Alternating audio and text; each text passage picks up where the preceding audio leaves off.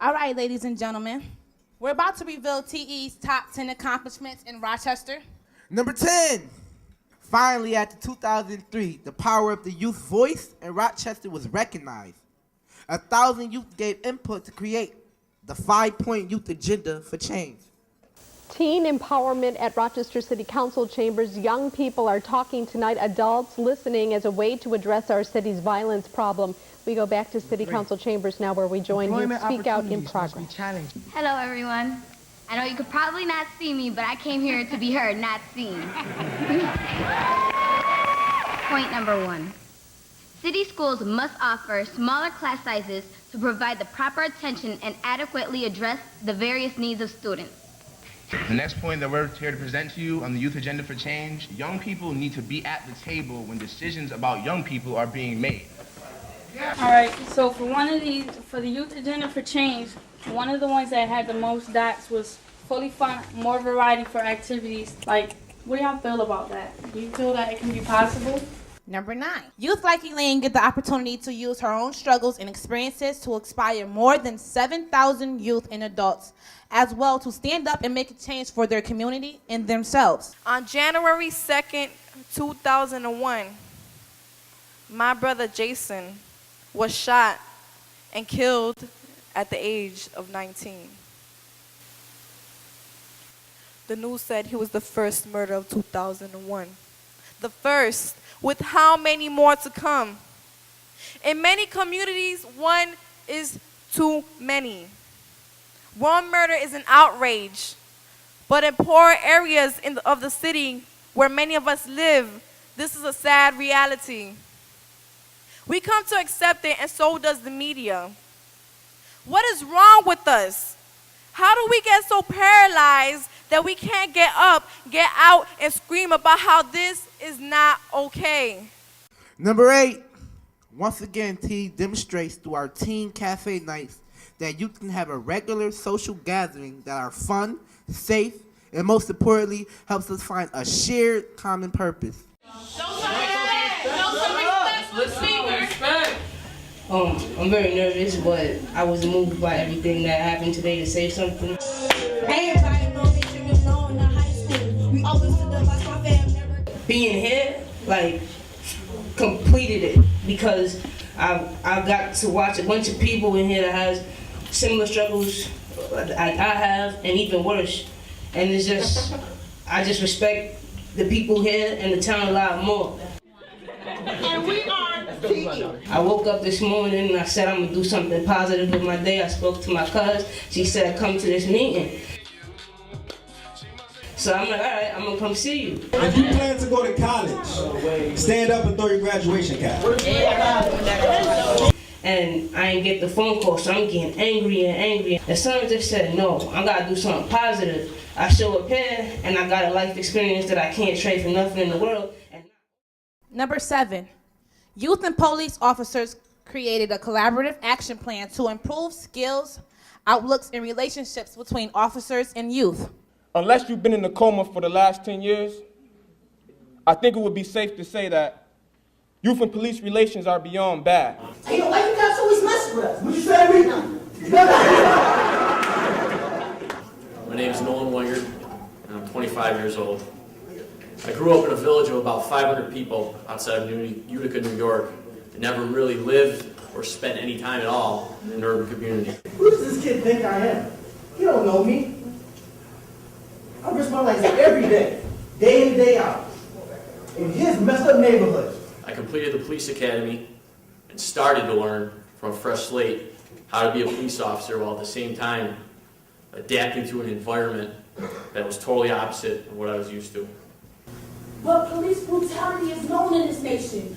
And who was to blame for this ugly creation? See, when one of you disrespects, on the whole department it reflects. And then we all pay. But it's up to you to say that sometimes what y'all do is not okay. Man, you need to practice what you preach. The men in blue hold as many secrets as the streets. So how do we turn to the police? Every dialogue session we had with the RPD, I left feeling a little different and with more respect for them. So if just talking honestly about things can do that for me, a next gang member, then it can do that for any other youth.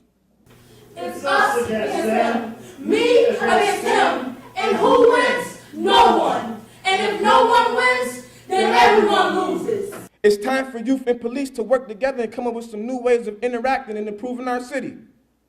It's a tall order, and it's going to take some time. My work with the youth that are part of the Unity Project has given me a better understanding of the most important portion of the community I serve.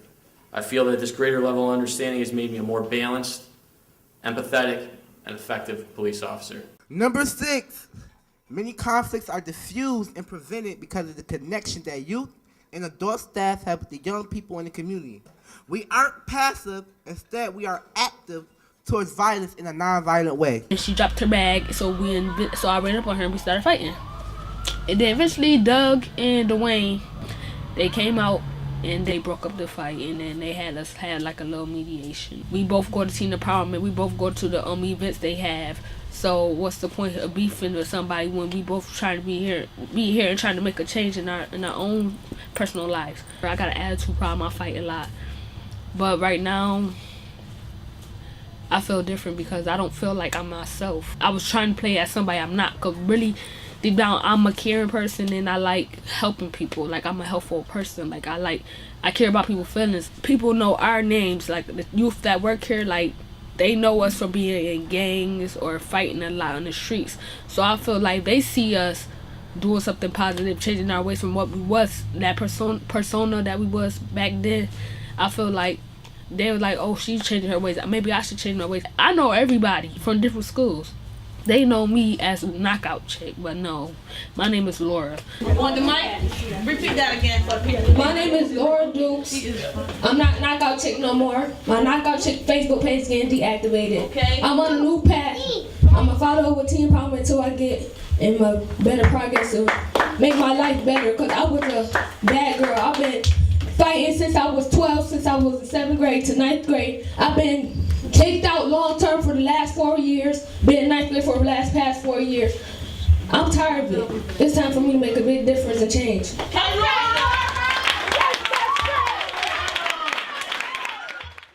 Number 5, TE reconnects students like Tynesha with numerous opportunities, preparing them for school and the outside world. My attendance was horrible. Like I probably, say you get 182 days out of school year, I was probably only coming, 20 out of them days. And my grades was just horrible. I never really put my thoughts on paper until teen empowerment. It made me go back and think about where I had been and where I was at and where I was trying to go. I said in the middle of the year, when teen empowerment had cracked down on me, there was the feedback, it was the evaluations, it was even me getting fired and rehired. Like, it was just, they was there. It was like another parents for you. They wasn't playing, because we losing too many youth to these streets, and they didn't want to see me be one of them. They seen my potential, so. I brought speeches, positive thinking outside the box. I brought sense of humor to even talk about some of the topics that do affect youth. I also had another person that was inspiring me, a retired teacher. Used to be her name, Holly Cook. And she was just, she was funny, she was encouraging, she motivated me. It's just teachers like that and community workers like that is the reason why people like me who have lost themselves or didn't believe in coming to school, they're the reason why we get back on our feet and do what we have to do. I even made Unroll this year. I'll be graduating in June on time. I plan on being a pharmacist technician for the first 2 years of my life until I probably go back to college and do something else. I came a long ways and I have more places to go.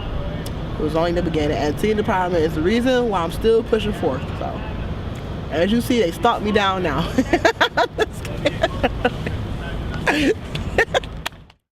Number 4, finally, the emphasis on harsh enforcement is shifted towards prevention and intervention strategies, working with and not against youth. There was so much going on in my life that the adults and I came in contact with that never bothered to find out. Teachers, police, and others were more focused on punishing me. I found that I was never the problem. I was actually an important piece in the solution. It's up to us to do something different about it. Something other than lock everybody up. If anything, it helps create more young people who are alienated and angry. If we don't change the way things are run in the community immediately, then these youth who are hurting dying and screaming inside are going to grow up and be hurt, dead, and silent adults. 75% of youth who are incarcerated will be rearrested within 3 years, 42% for a violent felony. And the cycle will continue to go on. Provide us with choices. Not everyone will make the right choice, but when we're ready, we will. You just might save a life like mine. It costs $150,000 per year to incarcerated youth in New York State, but less than $18,000 per year for SUNY tuition, room, and board.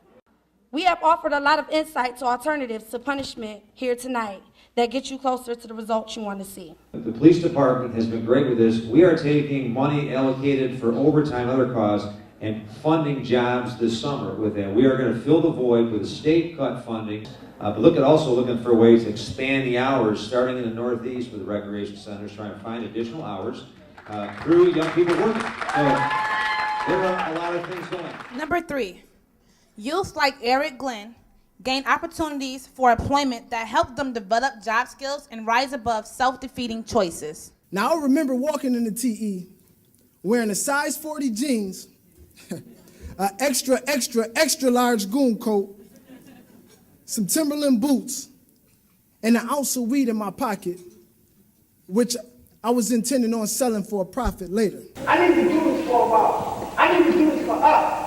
17-year-old Eric Glenn acts out a role that's all too common in Rochester. But little did I know, that job interview would turn into a greater opportunity than the one that I had in my pocket. It wasn't challenging at all because, like, where I'm from, I see a lot of, like, stuff like this go on every day. Hundreds of Rochester teens want violence on the city's streets to end. Just looking for a job or an opportunity to do something different. Number 2, associate coordinator and my own personal inspiration, Shantira Randolph, joins a tradition and sets a standard for homegrown leadership. I came into a youth program called Teen Empowerment. Broken, lost, out there, not really knowing my identity, not knowing who I was. Through Teen Empowerment, I got involved with the Mayor's Youth Advisory Council. After that, I became an associate coordinator. It takes a lot of courage to stand up and say what you believe in and to state why you believe in those things. And it's okay to disagree. We're gonna have disagreements, but these are the type of conversations that need to be happening. Our youth are not what they say, but they are lights burning now and for future generations paving the way. Number 1, an abandoned building becomes a beacon of hope on Genesee Street, and committed collaborations build to transform a neighborhood. In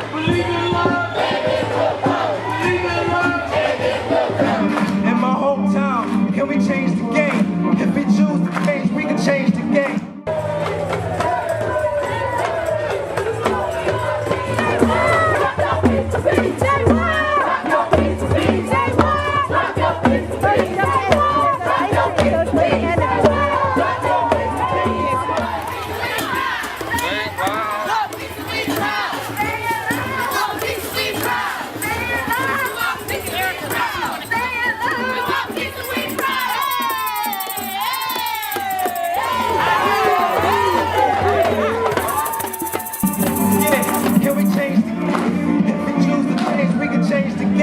Hometown, can we change the game? If we choose to change, we can change the game.